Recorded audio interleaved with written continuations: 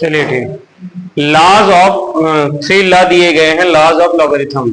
3 law कौन कौन से है? पहला लॉ देखो, लॉग बेस ए पर अगर m मल्टीप्लाई n हो जाए तो क्या हो जाता है? लॉग बेस ए रहती है m plus log base same रहेगी n, यानी m multiplication n, log m multiply n क्या हो जाता है? Log m plus log n, अलग अलग हो जाता है। सेकंड देखेंगे, जैसे कि कोई जैसे एग्जांपल ले लो अगर इसका, जैसे लॉग a मल्टीप्लाई हो गया 12 मल्टीप्लाई 13 लिखा हुआ है, ठीक? तो क्या हो जाएगा?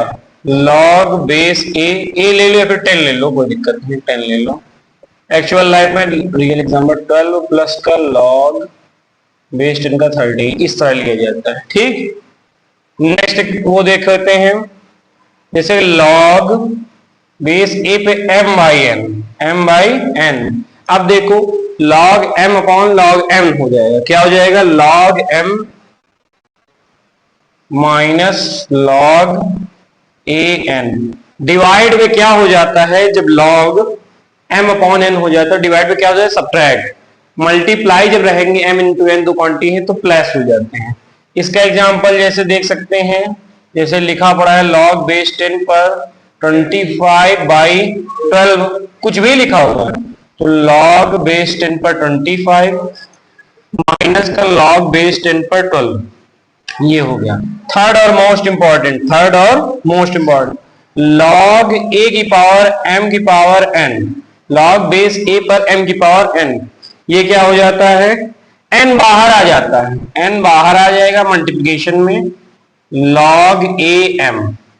एग्जाम्पल, जैसे बहुत दिनों से तुम लोग एक्सपोनेंट ऑफ पावर में कर रहे हैं 2 की पावर 5, 2 की पावर 5 हो गया तो इसको कैसे लिख सकते हो? 5 बाहर आ जाएगा, 5 log 2, 10 बेस रहेगा, ये हो जाएंगे।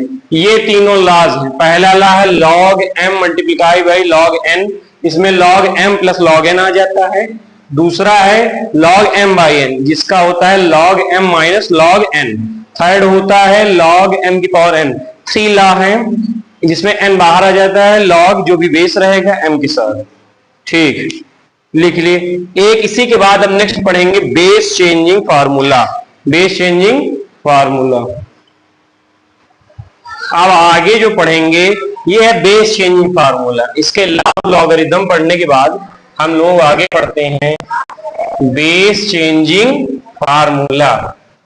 बेस, जैसे कभी कभी बेटा बेस देते हैं, बेस को ई दे देते हैं या फिर बेस 10 दे देते हैं या फिर कोई डिफरेंट बेस, ज्यादातर कॉमनली बेस देते हैं 10 और ई पे रहता है। 10 ई बेस को कहते हैं, जब ए लॉग ई बेस पे रहता है तो नेचुरल बेस कहते हैं। लेकिन इसको देखते हैं, नेक्स्ट हेडिंग डालिए बेस चेंजिंग फार्मूला।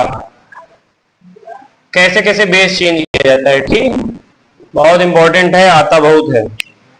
जैसे कि ले लिया गया, तुम्हारे सामने दिया गया है log a बेस पर m, बेस जानते हैं ना, ये बेस होता है, इसे क्या कहते हैं?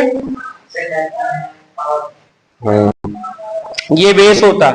अब देखिए log base b by m, अभी पहले लिखिए log b a, log b a। अब देखिए जहां पर m ग्रेटर होगा 0 से, a कामा b ग्रेटर होगा 0 से, इतना लिखिए पहले। a हमारा 1 नहीं होना चाहिए और b हमारा 1 नहीं होना चाहिए, ये बातें।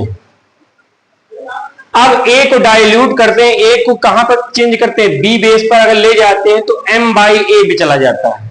देखिएगा यहां पे हम लोगों ने एक्स्ट्रा बेस b माना है, ठीक? यहां पर कितना था? log base a by m, log base b पे m upon log base b पे a, ये लिख ले, इसको लिखिए। इसके बाद होते हैं डिडक्शन, इसको कैसे सॉल्व किया जाएगा? डिडक्शन यानी इसी फॉर्मूले का यूज करके और क्या क्या कर सकते हैं हम लोग। पहला log बेस b पर m, तो उसे क्या लिख सकते हैं? log am multiplied by log ba। उसे इस तरह भी लिख सकते हैं, अलग अलग तरीके होते हैं, उनमें से एक ये होता है कि log बेस b पर m दिया गया है तो log a base a m log, वही इसी चीज को यहां पर मल्टीप्लीकेशन कर दिया गया, ध्यान दोगे ये चीज यहां मल्टीप्लाई कर दिए गए, इसी का डिडक्शन किया जाता है।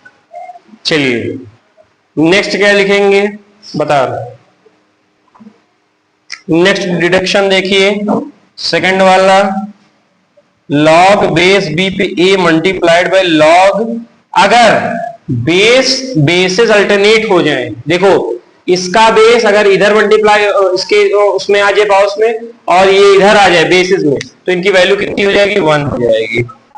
तीसरी, अब जैसे कभी कभी क्या होता है कि बेसिस चेंज करने हो, क्या चेंज करने हो, बेसिस चेंज करने हो, जैसे तुम्हें बेस दे दिया बी और ए दे दिया, तो इसको लिख सकते हैं 1 अपॉन, ये बहुत इंपॉर्टेंट है, 1 अपॉन लॉग बेस ए पर बी बन जाएगा। जैसे ही 1 अपॉन करते हैं तो बेसिस क्या हो जाते हैं, चेंज हो जाते हैं, तो ये आएगा तुम्हारे में भी, ठीक, इतना लिख लीजिए। इसे ही कहते हैं रेसिप्रोकल फार्मूला, इसे ही क्या कहते हैं, रेसिप्रोकल फार्मूला, रेसिप्रोकल फार्मूला।